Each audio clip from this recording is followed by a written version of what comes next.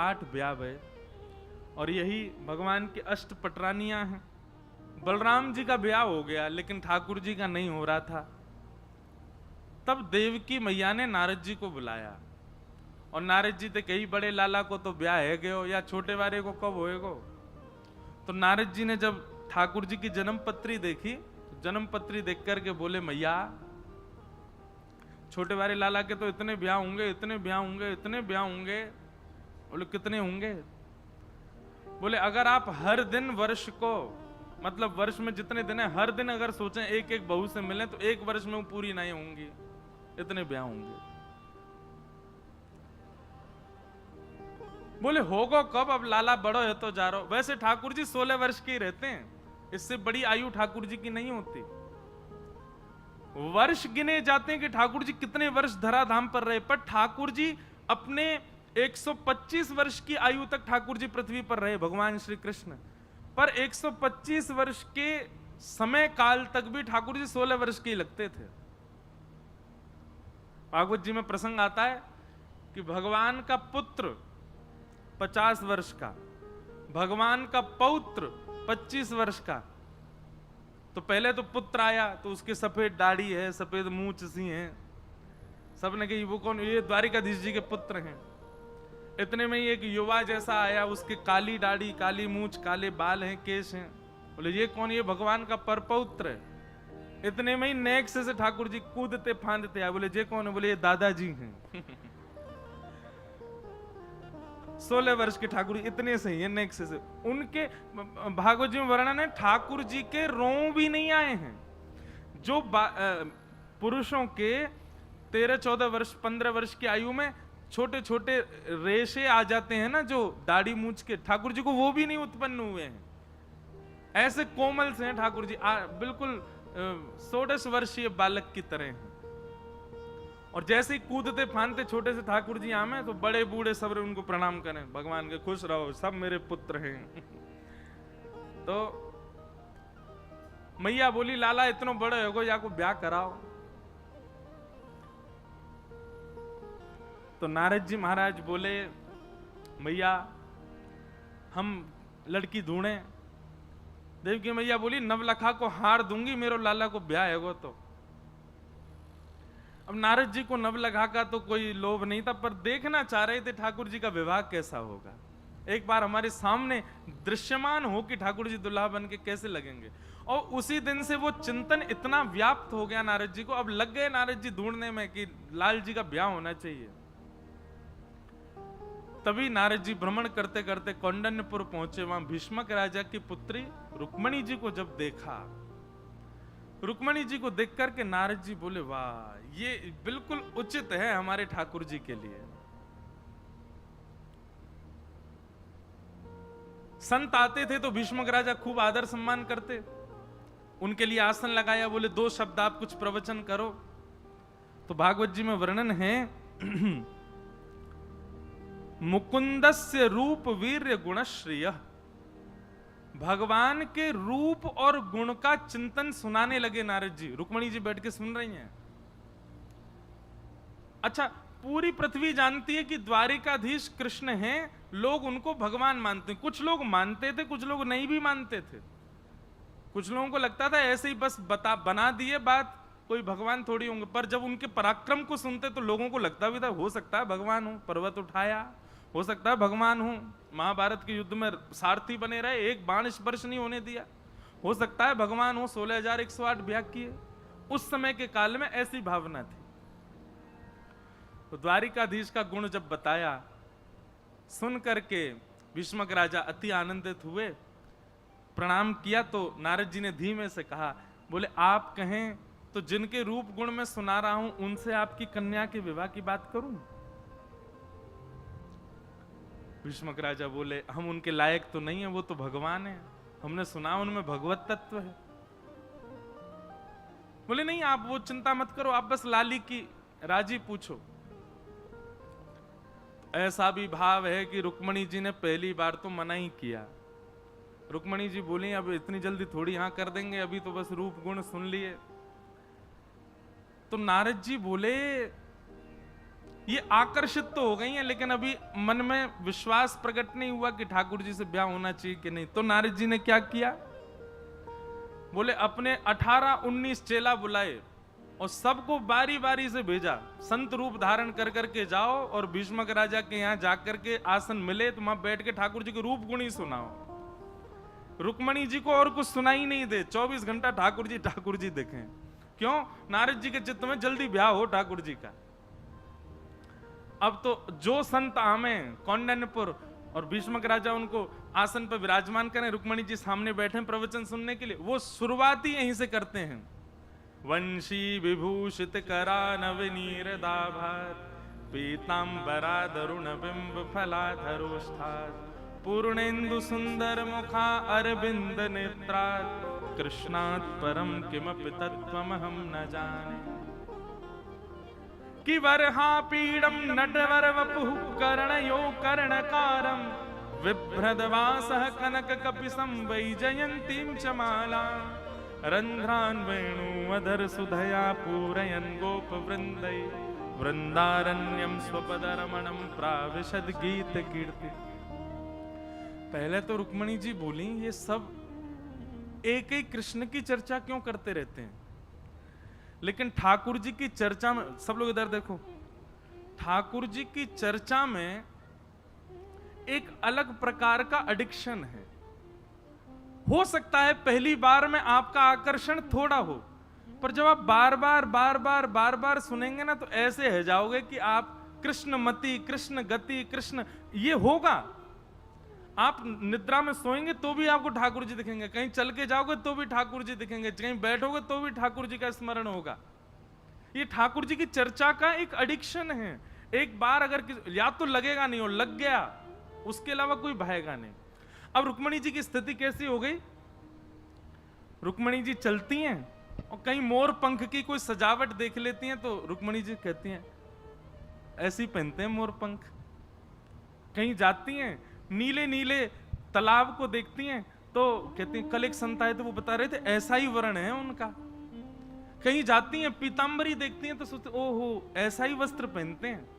अब रुक्मणी जी की स्थिति ऐसे हो गई, सोते जागते चिंतन में कृष्ण कृष्ण कृष्ण कृष्ण कृष्ण। अब इतने रम गए कृष्ण कि अब कृष्ण के अलावा कोई दिखता ही नहीं। रुक्मणी जी ने अपने पिताजी से कह दिया, बोले नारद जी को बुला के कहो, अब मुझे वो जिनका वो प्रवचन करके गए वही दिखते हैं, अब मेरा उनसे ही ब्याह कराएं, अब मैं और किसी से ब्याह नहीं कर सकती। भीष्मक राजा ने तुरंत नारद जी को बुला के कहा, बोले आप द्वारिकाधीश से चर्चा करो। नारद जी तो बड़े प्रसन्न हो गए, दौड़ करके महाराज पहुंच गए द्वारिका। बहुत ध्यान से सुनना,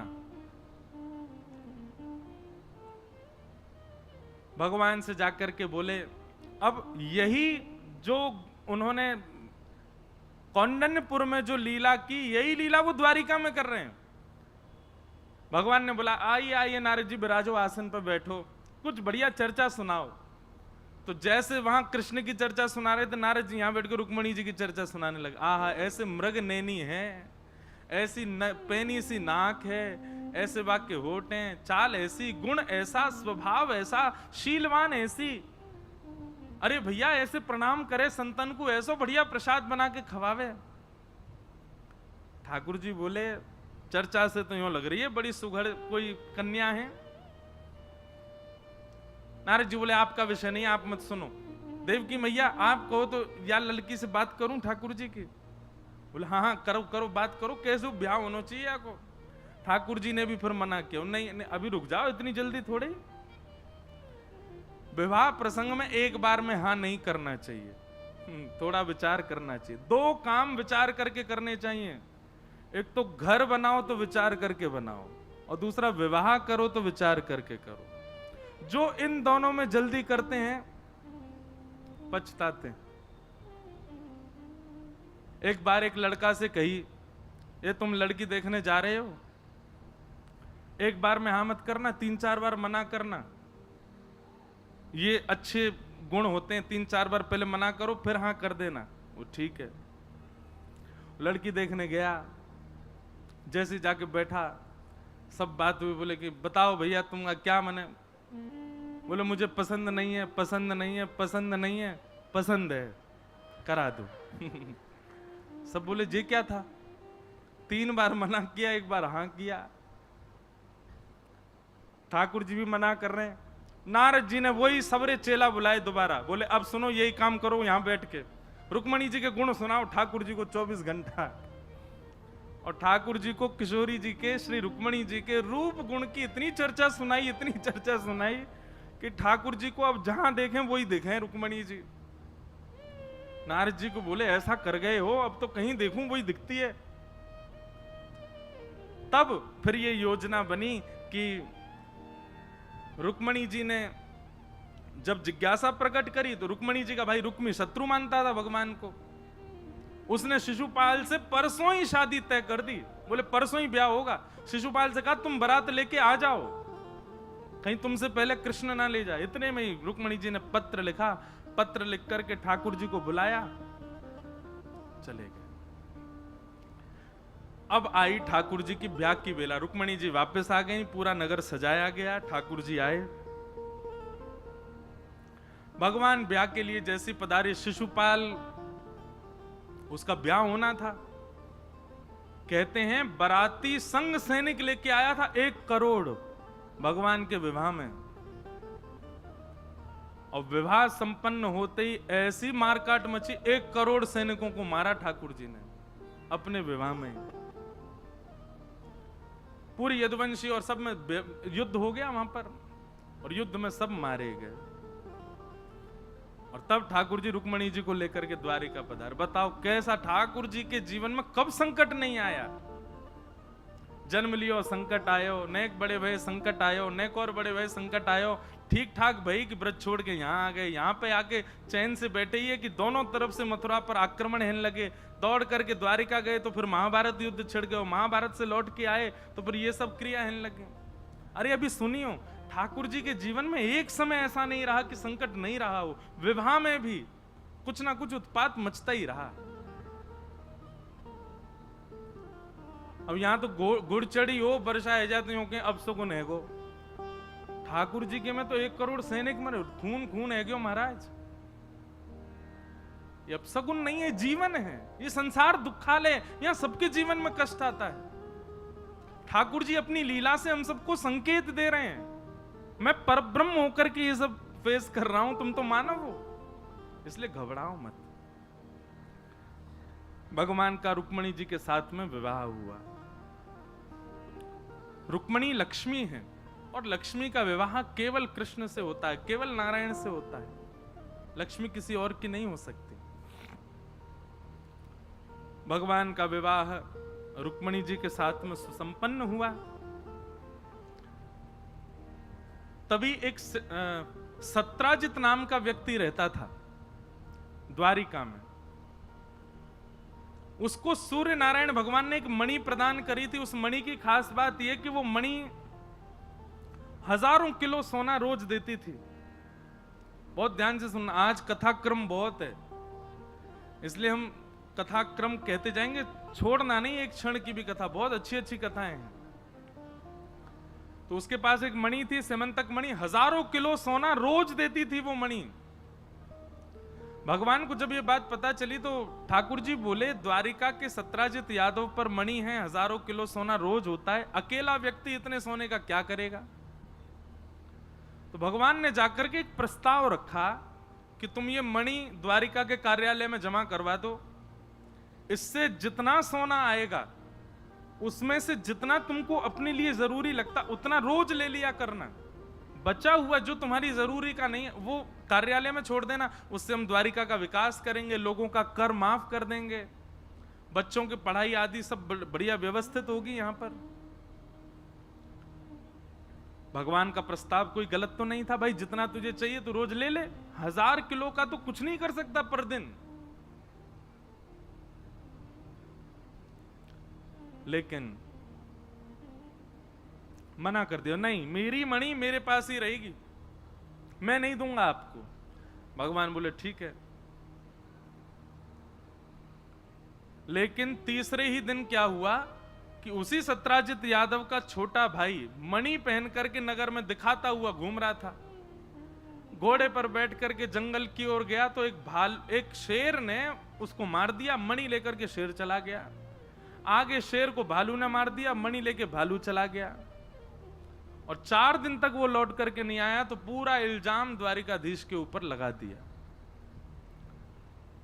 सोचो बंधुओं, जिनसे जीवन है, जिनसे पहचान है, जिनसे ही आप जी रहे हो द्वारिका में, उन्हीं द्वारिका के लोगों ने उनके ऊपर लांछन लगा दिया। सत्राजित यादव ने कह दिया मुझे तो संशय है, 3 दिन पहले कृष्ण आए थे मणि मांगने, मैंने देने से मना कर दिया। 3 दिन बाद मेरे भाई का अपहरण करके मार करके इन्होंने मणि चुरा के अपने पास रख ली है। संसार का नियम है, अच्छी बात बताओ तो उसका प्रचार नहीं करते। अब आप किसी को जाके कहो वहां पे कथा हो रही है, कथा में बहुत अच्छा आनंद आ रहा है, ऐसा उत्सव हो रहा है, ये हो रहा है, तो आदमी सुन के सो जाएगा। पर आप किसी को जाके बता दो, बोले पसानी रोड पे एक परिवार में ऐसा ऐसा घटना हो गई, और रास्ता में 4 लोगों को बताता हुआ जाएगा। बोले वो है ना पल्ली गली वालों, बाकी ऐसे ऐसे है गो, बाकी घर में यो है गो त्यों है गो। ये मानव का स्वभाव है, दुष्प्रचार, दुष्ट बातों का बहुत जल्दी प्रचार करता है, अच्छे भावों का नहीं। पूरे द्वारिका में प्रचार हो गया कि भगवान श्री कृष्ण ने मणि चुराई है, और किसी के मन में ये संशय तक नहीं आया कि नहीं ऐसा नहीं हो सकता। सब बोले हो सकता है भैया।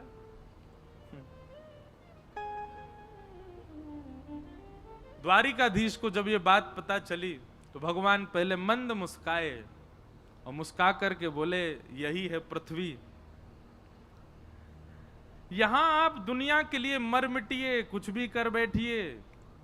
अरे इन सबको मथुरा से बचा करके द्वारिका लेके आया मैं। द्वारिका में कोई और नहीं रहता था, ये मथुरावासी ही सब द्वारिका गए थे भगवान के साथ। इसलिए आज भी भगवान के वंशज द्वारिका और गुजरात में पाए जाते हैं। वो अपने आप को आहिर बोलते हैं। अहीर समाज के जो लोग गुजरात में पाए जाएं वो सब भगवान की वंशज माने जाते हैं, क्योंकि भगवान संपूर्ण यदुवंशियों को संग लेकर के गए थे मथुरा से।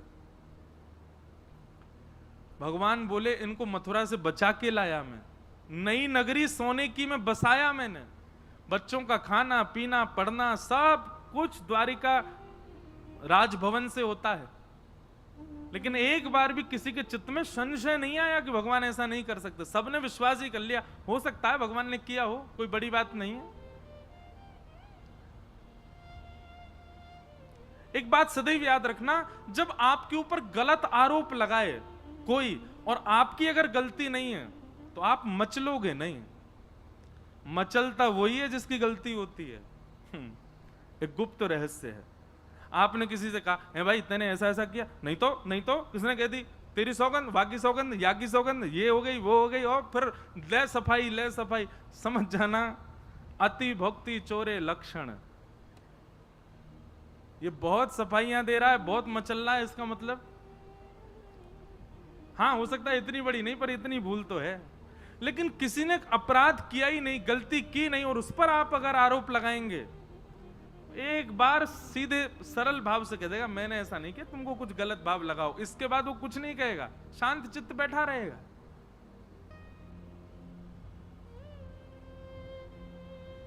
इसलिए कभी भी अपराध हो भगवान से सीखो। आपके ऊपर यदि कोई लांछन लगाए, आरोप लगाए, मचलो मत। भगवान मचले नहीं बिल्कुल भी। ठाकुर जी बोले ठीक है द्वारिका के लोगों को संशय है तो हम ढूंढने जाते हैं, देखते हैं भाई किसने किया ये काम, हमने तो नहीं किया। और ठाकुर जी चुपचाप अर्धरात्रि में अपनी थोड़ी सी सेना लेकर के वन की ओर गए ढूंढने, कहां है प्रसेन। थोड़ी दूर पर मरा हुआ मिला प्रसेन। भगवान ने देखा मणि उसके पास नहीं थी, लेकिन शेर के पंजों के निशान उसके शरीर पर थे। तो थोड़ी दूर जाकर के ढूंढा तो शेर भी मरा हुआ मिला, उसके पास भी मणि नहीं थी, उस पर रीछ के पंजों के निशान थे। पीछे पीछे गए, रीछ के पंजों के निशान के पीछे तो एक गुफा में प्रवेश कर गए भगवान। सेना को बाहर रोक दिया, हम होके आते हैं। भीतर जाकर के भगवान ने देखा तो दिव्य मणि चमक रही थी। ठाकुर जी ने जैसी मणि उठाई, भालू ने झपट करके आक्रमण किया भगवान के ऊपर। 18 दिन तक युद्ध करते रहे भगवान।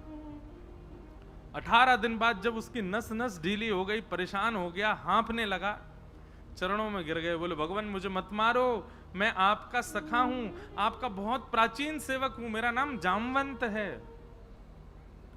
भगवान ने जैसे जामवंत नाम सुना, ठाकुर जी ने तुरंत उसको उठाया, हृदय से लगाया, पसीना पसीना है गए दोनों। 18 दिन से युद्ध कर रहे थे। जामवंत जी ने सुध पूछी, कैसे आए भगवान? भगवान ने बताया, ये मणि की वजह से हम पर आरोप लग गया है, ये मणि लेने आए हैं, मणि दे दो।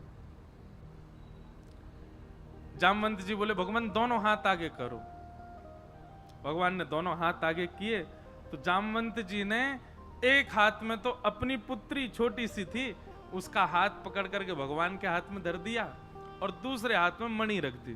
बोले भगवान अब मेरी पुत्री को भी स्वीकार करो और दहेज के रूप में ये मणि ले जाओ। भगवान बोले हम पे एक आरोप लगा है, अब 2 लग जाएंगे। और दूसरा आरोप क्या लगेगा? बोले इनको इंसान नहीं मिले थे ब्याह करने के लिए, जो बालू की बेटी थे ब्याह कर आए। पूरी द्वारिका हम पर प्रश्न चिन्ह उठाएगी। जामवंत जी बोले भगवान ये द्वापर में तो आप लीला पुरुषोत्तम हो, मर्यादा क्यों बता रहे हो मुझको? मर्यादा पुरुषोत्तम तो आप तब थे, एक पत्नी व्रती थे, अब तो आप लीला पुरुषोत्तम हो। और लीला पुरुषोत्तम मर्यादा का ध्यान नहीं रखता, मर्यादा का भाव नहीं रखता, वो तो लीला करता है। कृपा करके अब मेरी पुत्री को स्वीकार कीजिए, मैं वर्षों से प्रतीक्षा कर रहा हूं। लंबी कथा है, बड़ी प्रसिद्ध कथा है कि जामवंत जी को पहले से ही मन था, जब जनक जी अपने हृदय से लगाते थे राम जी को, तो जामवंत जी दूर खड़े खड़े रुदन करते थे। उनको मन में आता कि कितने भाग्यशाली हैं जनक जी, क्यों इनके दामाद हैं भगवान, तभी ये सौभाग्य मुझे प्राप्त हो। तो भगवान ने आश्वासन दिया कि कोई नहीं, द्वापर में हम तुम्हारी इच्छा भी पूरी करेंगे। तो आज भगवान एक कथा है, बड़ी अच्छी कथा है कि भगवान जब रावण को मार करके आए वापस अयोध्या, राज तिलक आदि हो गया, तो जनक जी ने पत्र लिख करके भेजा। पत्र में लिखा था कि आप अपनी संपूर्ण सेना सहित, हमारी बहू, हमारी बेटी सहित, चारों दुल्हा और चारों बेटियां कुछ दिन के लिए जनकपुर आइए। सब आपसे मिलना चाहते हैं, आपको देखना चाहते हैं। आप 14 वर्ष बाद लौट करके आए हैं, सीता जी के दर्शन की सबको इच्छा है, सब माताएं बहनें याद करती हैं, आप कृपा करके यहां पधारिए।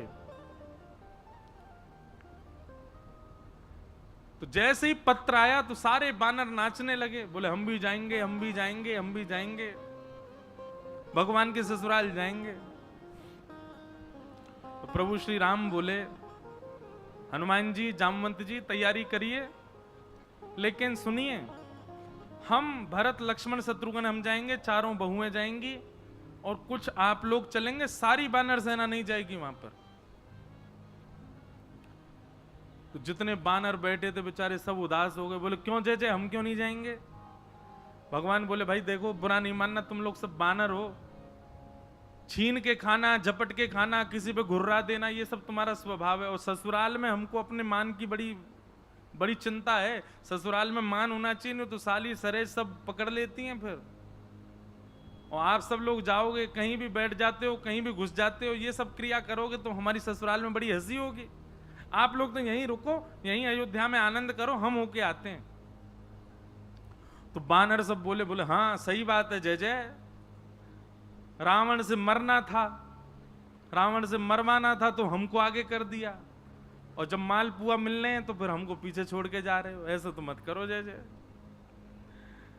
हनुमान जी जामवंत जी से सब बानर कहने लगे, आप कह दो ना ठाकुर जी हमको ले चलें।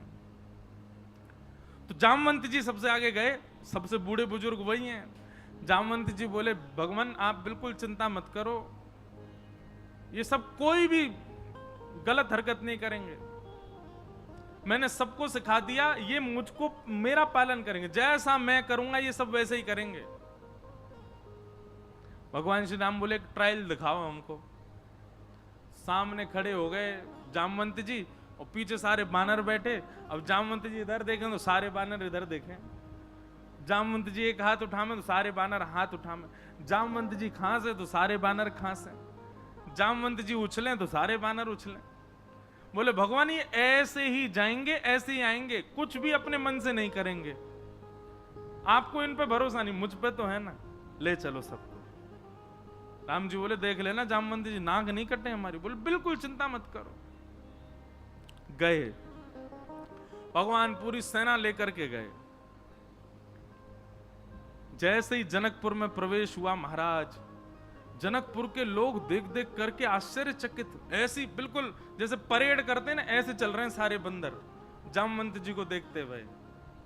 द्वार पर सब लोग हाथ में थाली लिए खड़े हैं, उनमें फल वल भी रखे हैं। तो बंदरों को देख के सब भीतर जाने लगे। जामवंत जी जाना नहीं, कोई एक भी झपट्टा नहीं मारे, द्वार पे ही खड़ी रहो, फल वल लिए खड़ी रहो, कोई झपट्टा नहीं मारेगा, ये सब राम जी की सेना के बंदर हैं। महाराज पुष्प वर्षा हो, माला पहनाई जाए। अब बंदर को माला पहना रहे हैं, बंदर यूं ही देख रहा है। बोले क्यों? जामवंत जी भी यूं ही देख रहे हैं ना। पूरी जनकपुर में प्रशंसा होने लगी, राम जी बड़े प्रसन्न। राम जी बोले जामवंत जी हमको बड़ी प्रसन्नता है, बस ये 3-4 दिन हमको यहां रहना, ऐसे ही रहें सब लोग, आप बिल्कुल चिंता मत करो। जनक जी ने एक सभा में भोजन का कार्यक्रम किया। बोले सबके साथ बैठ के भोजन होगा, सारे बानर भी भोजन पाएं। भोजन का कार्यक्रम हुआ महाराज। एक एक बानर के आगे चौकी लगाई गई। पहली बार चौकी पे पा रहे हैं बानर, और चौकियों पे सोने की थाल, वहां में कटोरी, वहां में मालपुआ, रसगुल्ला सब आ रहे हैं। अब बंदर सब एक भी थाली को नहीं देख रहे, सब रे जामवंत जी को देख रहे हैं। सामने जैसे ही कोई सामग्री पधराई जाए, बंदर के मुंह में पानी तो अब आपको स्वभाव है छीन के लेनो, लेकिन हाथ पांव सब बांध के बैठे हैं। बोले जामवंत जी जो करेंगे वही करना है। जनक जी ने कहा प्रारंभ कीजिए। सबरे देख रहे हैं तो जामवंत जी ने पहले तो जल लिया हाथ में, सबरे बानर जल ले रहे हैं, और जल लेकर के जामवंत जी मंत्र पढ़ रहे हैं, अन्नपूर्णे सदा पूर्णे आहा। सब बानर ऐसे आचमन करें, आचमन करके जैसे भी सब बानर आचमन कर रहे हैं, पहली बार आचमन करके भोजन कर रहे हैं। जामवंत जी थाली की ओर देख रहे हैं क्या पामे, लेकिन बानर सब जामवंत जी को देख रहे हैं, जे जो पाएंगे वही पानो है। जामवंत जी ने सबसे पहले फल उठायो, आम उठायो। जैसे ही आम उठायो सब बानरन ने आम उठाए। जामवंत जी घुमा घुमा के देखें, सब बानर भी घुमा घुमा के देखें। जामवंत जी ने जोर से दबाई, सुबह में से गुठली उछल गई, और जैसे ही गुठली उछली सब बानरन ने जोर से दबाया। बोले गुठली उछलनी चाहिए। अब जैसे ही गुठली उछली, जामवंत जी ने देखी गुठली कहां गई। मेरे हाथ से मेघनाथ निकल के नहीं भाग सकता, मेरे हाथ से रावण निकल के नहीं भाग सकता, मैं जामवंत बलवान, तू गुठली कैसे भाग गई।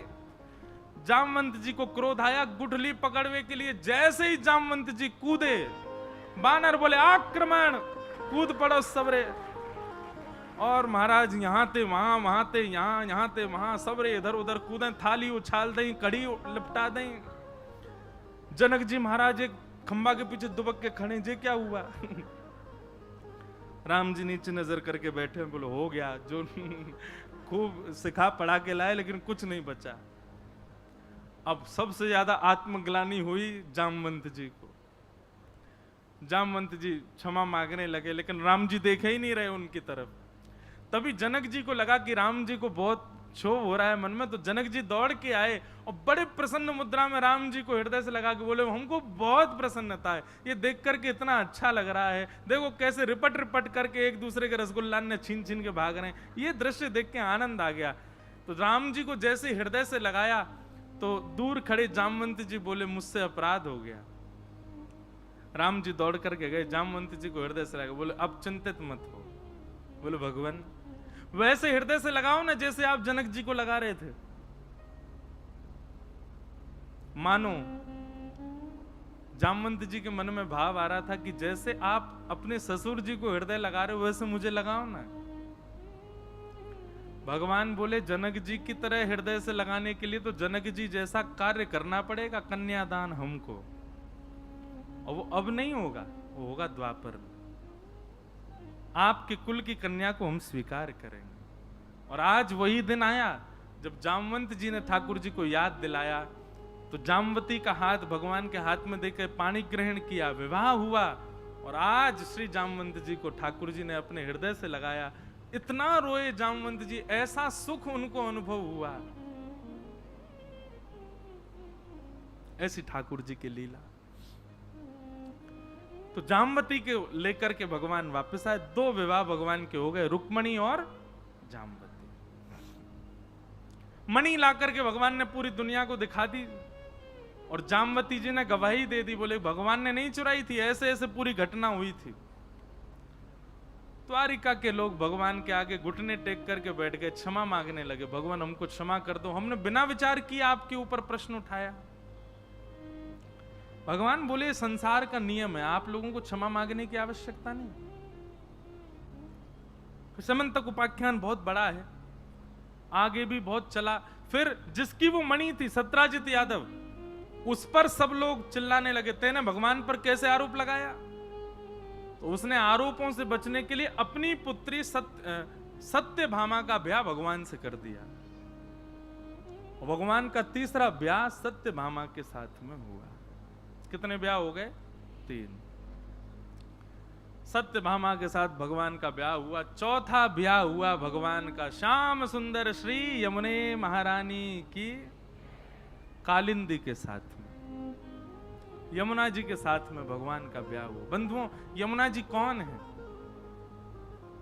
अनेक भाव बताए जाते हैं, परंतु श्री यमुना जी, जब श्री किशोरी जी और ठाकुर जी दोनों कुंज में क्रीड़ा करते हैं, और क्रीड़ा करते करते, विलास करते करते, रास करते करते, जब दोनों के प्रश्वेत के बिंदु श्रम जल प्रकट होता है, वही श्रम जल श्री यमुना जी हैं। किशोरी जी और ठाकुर जी के अंग का श्रम जल ही श्री यमुना जी के रूप में प्रकट हुआ है। इसलिए यमुना जी एकमात्र ऐसी सहचरी हैं जो किशोरी जी के पक्ष की भी हैं और ठाकुर जी के पक्ष की भी हैं।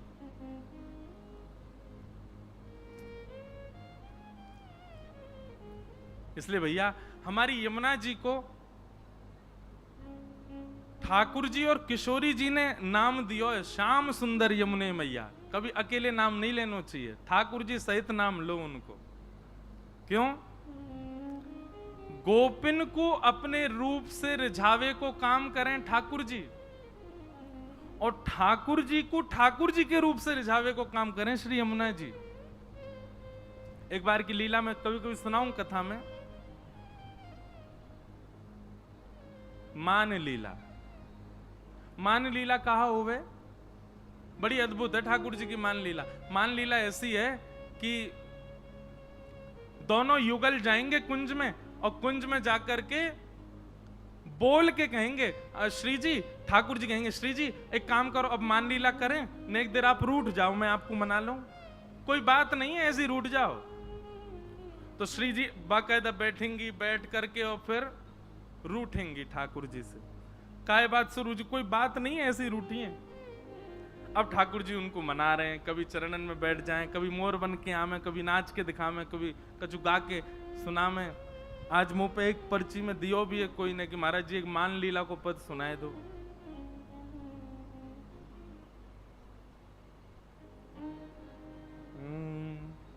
तेरो मुखनी को की मेरो श्यामा प्यारी, तेरो मुखनी को की मेरो श्यामा प्यारी, तेरो मुखनी को की मेरो राधे प्यारी, तेरो मुखनी को की मेरो राधे प्यारी।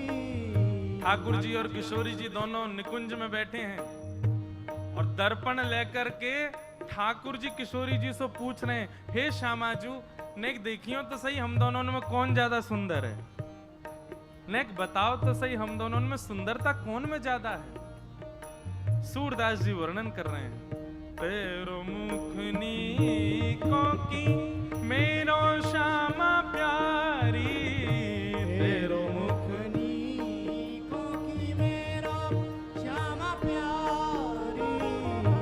दर्पण ले बैठो मृग नैनी दर्पण ले, बैठो मृग नैनी, सांची कहो वृष भानु दुलारी, साची का वृष भानु दुलारी, तेरो मुखनी को की मेरो श्यामा प्यारी, तेरो मुखनी को की मेरो श्यामा प्यारी, तेरो मुखनी को की मेरो राधे प्यारी। तेरो मुखनी को की मेरो राधे प्यारी। अब ठाकुर जी पूछ रहे हैं, हे श्यामा जी, हम दोनों में कौन ज्यादा सुंदर है? नेक देख के बताइयो दर्पण में, तुम ज्यादा चौकी लग रही हो कि मैं?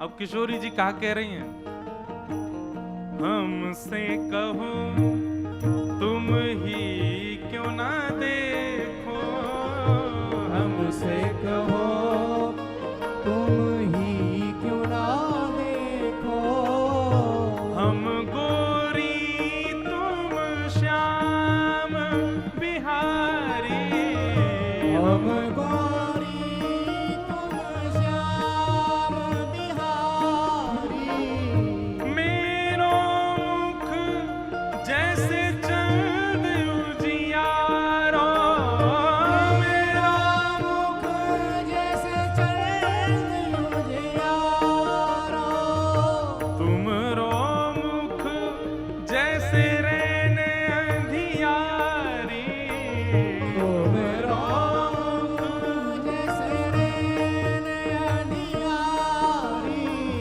तेरो मुखनी को की मेरो श्यामा प्यारी, तेरो मुखनी को की मेरो श्यामा प्यारी। किशोरी जी व्यंग में हंस करके बोली हैं, हम ते पूछ रहे हो कौन सुंदर है? हाँ नहीं बताओ ना कौन सुंदर लोग। आज मैं बढ़िया वारो श्रृंगार करके आया हूं। ठाकुर जी से श्री जी बोली, हम गोरी तुम श्याम बिहारी, तो हमारो रूप तो ऐसो जैसे पूर्णिमा को चंद्रमा, और तुम ऐसे जैसे चंद्रमा के चारों तरफ को अंधियारो। ठाकुर जी को तो मोह उतर गो। हैं श्री जी, ये कोई बात है? ऐसे बोलना चाहिए? हैं तो न्यो कह दो कारो है, न्यो कह दो सांवलो है, कछु और ने धक्के बोल दो। सीधे बोल रही हो कि मैं अमावस्या की रात्रि, हैं अंधेरो कौन बोले? हमारे परिकर में भी एक आध लोग सांवले हैं, तो वो जैसे ही आमे तो हमके अंधेरा कायम रहे, अंधेरो आगो साक्षात चल करके। भैया लेकिन एक बात बताऊं, जितने वो सांवरे लोग हैं बुरा मत मानियो, आपसे ज्यादा कार्य तो हमारे वृंदावन ठाकुर जी हैं। ये कोई कारोपन थोड़ी, कारो देखो जाओ, देखो बिहारी जी को देखो, जी हैं कार्य कार्य। लेकिन श्री जी बड़ो आनंद लें ठाकुर जी से, यूं कह रही हैं, हमारो मुख तो चंद उजियारो, तुमरो मुख रैन अंधियारी। सो ठाकुर जी रूठ गए, और जैसे ही ठाकुर जी रूठे हैं, श्री जी उनको मना रही हैं। कितने सुंदर शब्द है, यही मान लीला है। एक रूठे दूसरों मनावे।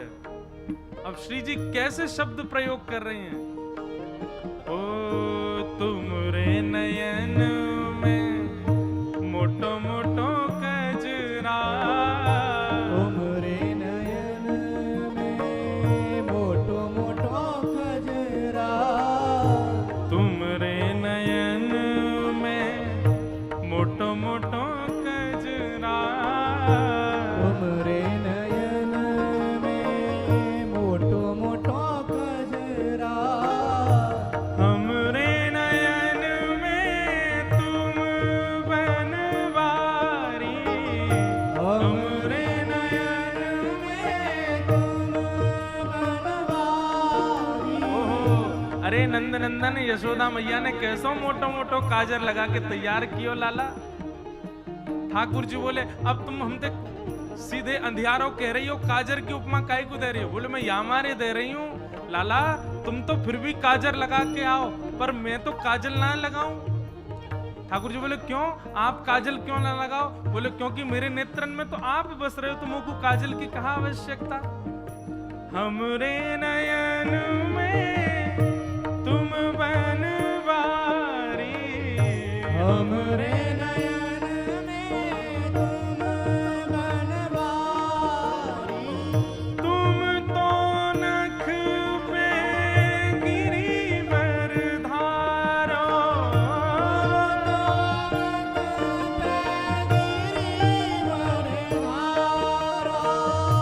तुम तो नख पे गिरिवर धारो,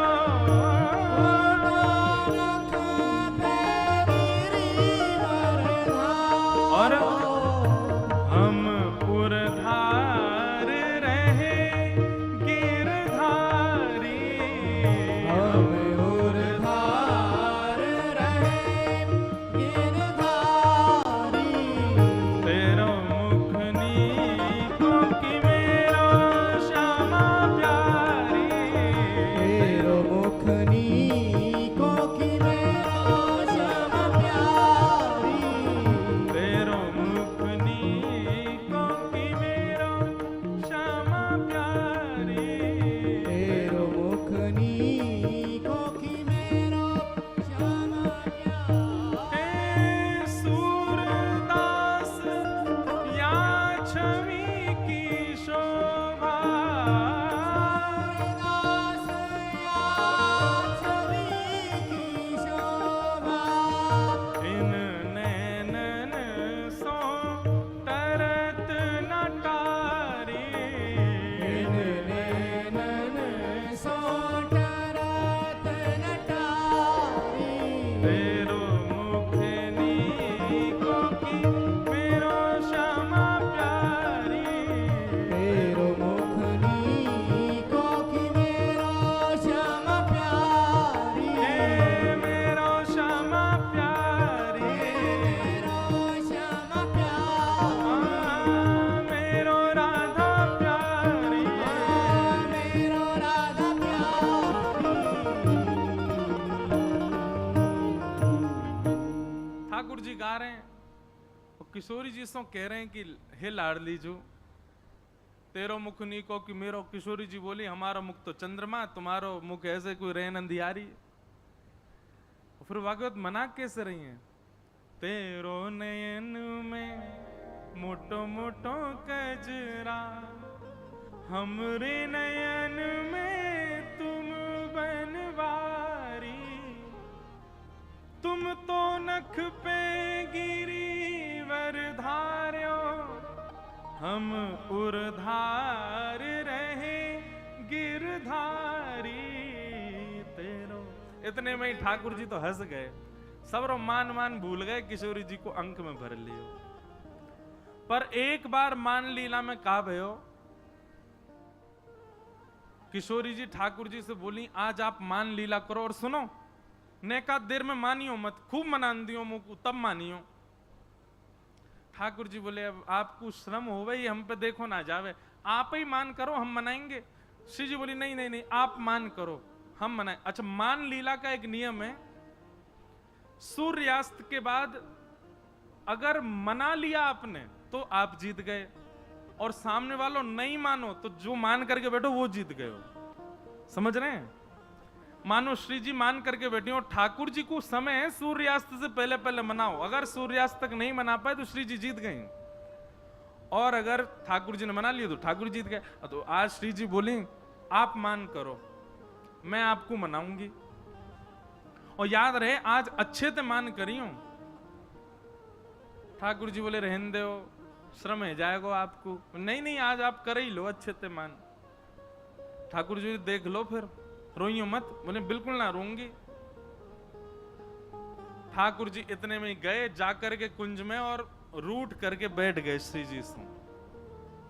अब श्री जी उनको मना रही हैं, कभी खीर बना के लेके जामे, ठाकुर जी ना पामे, कभी नृत्य करके दिखा में, ठाकुर जी ना माने, कभी कोई चुटकुल्ला सुना में ठाकुर जी को, ठाकुर जी हंसे ही ना। श्री जी ने हर प्रकार को प्रयास कर लियो कि ठाकुर जी मान जाएं, पर ठाकुर जी नहीं मान। सबरे अपना लिए तरीका, श्री जी तरीका अपना रही हैं, ये कोई सामान्य बात मत समझियो महाराज। किशोरी जी जब चले ना और उनके नूपुरन की जो ध्वनि है ना, वह ध्वनि पे गंधर्व नृत्य करें, सामान्य नहीं है हमारी श्यामा जो। वो मनानो चाह रही हैं तो सोचो कहां कहां प्रस्तुत कर रही होंगी ठाकुर जी के आगे, लेकिन ठाकुर जी नहीं मान रहे। संध्या को समय है गो और मनाते मनाते श्री जी हार गए। श्री जी बोली मैं तो हार गई श्याम सुंदर, मान ही नहीं रहे हो, अब चलो ठीक है आप जीते मैं हारी। अब कायदे से ठाकुर जी को उठ के हंसना चाहिए, कहनी चाहिए मैं जीत गया। ठाकुर जी उठे और सीधे अपनी गैया लेके नंद भवन को चल दिए, मान में ही है। श्री जी बोली ये तो ठीक ना है, संध्या है गई आपने मान लीला विश्राम क्यों ना करी। ठाकुर जी गुम सुम चुप बिल्कुल मौन अवस्था में चलते ही चले गए। श्री जी मनाती जा रही हैं, ठाकुर जी माने ही नहीं। और लाल जी सीधे नंद भवन में भीतर चले गए और जाके अपना भोजन पानी करके विश्राम कर गए। पूरी रात श्री जी को नींद नहीं आई।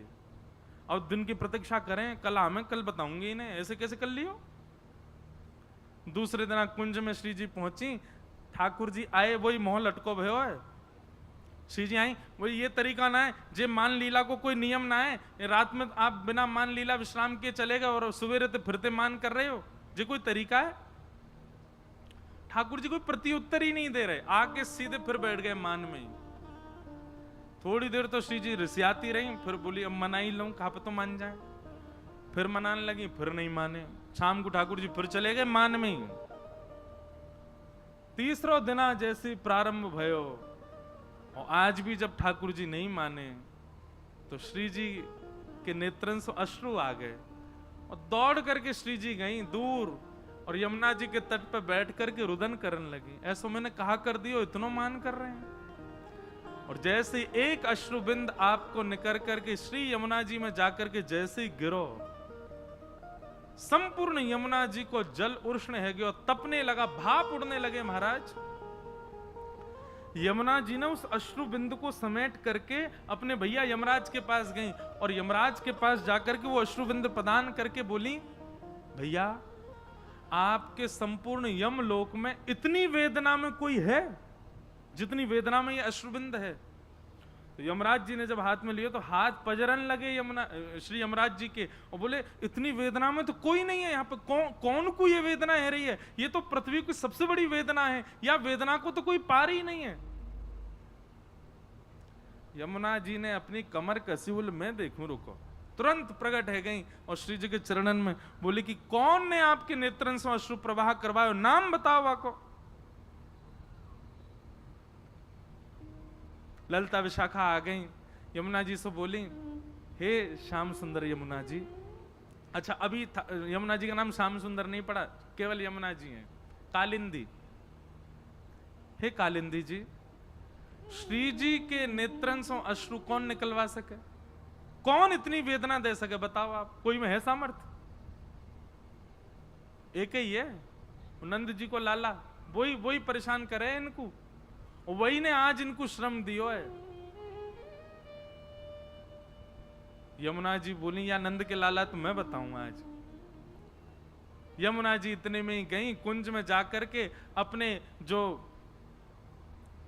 भाव वस्त्र थे उनके वो बदल लिए, ठाकुर जी जैसी पजम्मी पहनी, ठाकुर जी जैसे मुकुट धारण कियो, ठाकुर जी जैसी माला पहनी, ठाकुर जी जैसे बाजूबंद, ठाकुर जी जैसे कड़ूला, ठाकुर जी जैसे पामन की पाजेब, ठाकुर जी जैसी फेंटा, ठाकुर जी जैसी काली कमली, ठाकुर जी जैसे तिलक, वैसे ही चंदन चोबा आदि बिल्कुल लगा करके महाराज नथवेसर पहन करके, कानन में मकराकृत मत्स्याकृत कुंडल धारण करके, बेणी गुथ करके, और श्री यमुना जी जैसे ही किशोरी जी के आगे त्रिभंग ललित स्वरूप में आकर के बाकी अदा सो खड़ी भई। यमुना जी बोली श्याम सुंदर आप रीझ गए, आप मान गए। यमुना जी बोली श्याम सुंदर ना हूं मैं, यमुना जी हूं, कालिंदी हूं। किशोरी जी बोली आप तो बिल्कुल लगे ही नहीं रही हो, ऐसी लग रही हो ठाकुर जी आ गए। बोले हम बे जे अपने रूप को बड़ो गुमान करे, अपने रूप ते सबन को बड़ो श्रम करावे, आज या के रूप ते यही को श्रम कराऊंगी मैं। श्री जी बस आप जब बुलाऊं तो आ जाइयो। बहुत मधुर कथा। ठीक है, अब ठाकुर जी तो मान करे बैठे कुंज में, इतने में ही वही टेढ़ी मेढ़ी ललित गति चाल, टेढ़ी मेढ़ी चाल बेणी कभी घुमा रहे हैं कभी कभी, जैसे ठाकुर जी चले वैसे यमुना जी चलती भई आई। और नूपुरन की छम छम छम ठाकुर जी ने जैसे सुनी, ठाकुर जी बोले जे तो मेरे नूपुरन की आवाज है, आ कहां रही है। पीछे मुड़ करके जैसे ही देखी तो महाराज दूसरे श्याम सुंदर घूम रहे हैं। किशोरी जी बोली अरे ये तो श्याम सुंदर है। श्याम सुंदर ने जैसे देखा बोले दूसरे श्याम सुंदर ये कहां थे आगो। ठाकुर जी गए सामने जाके खड़े है गए, तुम कौन। यमुना जी बोली हम नंद नंदन। ठाकुर जी बोले नंद नंदन तो मैं हूं, तुम नकली हो असली मैं हूं। ठाकुर जी बोले अच्छा, मुंह पे कारी कमरी है। यमुना जी बोले मुंह पे हुए। ठाकुर जी बोले मुंह पे बंसी बजानो आवे। यमुना जी बोली मुंह पे हुआ आवे, बजा के दिखा दे। सब बात जो जो ठाकुर जी ने कही यमुना जी ने सब सिद्ध कर दें। अब यमुना जी अंत में बोली एक बात बची, वही से सिद्ध होगो कि असली नंदनंदन कौन है। बोले कहा, बोले वंशी बजाऊं और किशोरी जी आके बगल में खड़ी है जाए, जाके समझो वही असली नंदनंदन है। अब ठाकुर जी सोचे मैं तो मान करके बैठा हूं, मेरे बुलावे तो आमेंगी नहीं वो। यमुना जी ने जैसी टेर बजाई, इतने में श्री जी निकल करके आई और कुंज से आकर के यमुना जी के कंधा पे ऐसे सर रख करके वो खड़ी है गई। ठाकुर जी के तो आंसू निकल आए, श्री जी मैं हूं असली नंदनंदन, जे कोई दूसरा है। अरे तुम जाके बगल में मत आओ, यहां आ जाओ। श्री जी यमुना जी से बोली पता ना कौन भैलूपिया डुल्लैया, हटाओ यहां थे। ठाकुर जी के दूर हट जा, चल हम हैं असली। ठाकुर जी तो जैसे ही भाव में आ गए, श्री जी के चरण पकड़, आज के बाद कभी मान नहीं करूंगा, वचन दे रहा हूं। कोई बात आपको बुरी लगे आप मान करियो, मैं मनाऊंगा, और मो कोई बात बुरी लगेगी तो भी मैं आके बता दूंगा, श्री जी मोको ये बात बुरी लगी है, मान करो, मैं ही मनाऊंगा। ठाकुर जी श्री जी को कोई बात बुरी लगे तो भी श्री जी मान करें, ठाकुर जी को कोई बात बुरी लगे तो भी श्री जी मान करें। ठाकुर जी के मान अधिकार है ही नहीं। जब ठाकुर जी ने क्षमा मांग ली, सोई यमुना जी गई, ठाकुर जी को उठा के हृदय से लगाया, बोले अरे नंद नंदन आप ही हो, बस आज के बाद हमारी श्यामा जी को श्रम मत दियो, और बगल में ले जाके खड़ो कर दियो। आज ये युगल को मिलन करावे के लिए ठाकुर जी ने यमुना जी को हाथ पकड़ के कही आज हम आपसे एक वस्तु चाहे। बोले कहा आज के बाद आप यही श्रृंगार में रहोगे, मुकुट पहन करके पीतांबरी पहन करके आप मेरे ही श्रृंगार में रहो, और आज के बाद कोई भी यमुना महारानी की जय नहीं, श्याम सुंदर श्री यमुने महारानी की। श्याम सुंदरा हैं, बिल्कुल ठाकुर जी जैसी हैं, देखो ये खड़ी, वैसे ही कमल लेकर के, वैसे ही मुकुट, वैसी ही माला, वैसी सबरो स्वरूप, श्री यमुना जी वैसे ही रहे में जैसे ठाकुर जी। बड़ी कथाएं, मान लीला में इतनी कथाएं यमुना जी की। यमुना जी को प्रणाम। भगवान को ब्याह हुआ, ऐसे भगवान के 8 ब्याह हुए, और यही भगवान की 8 पटरानियां हैं।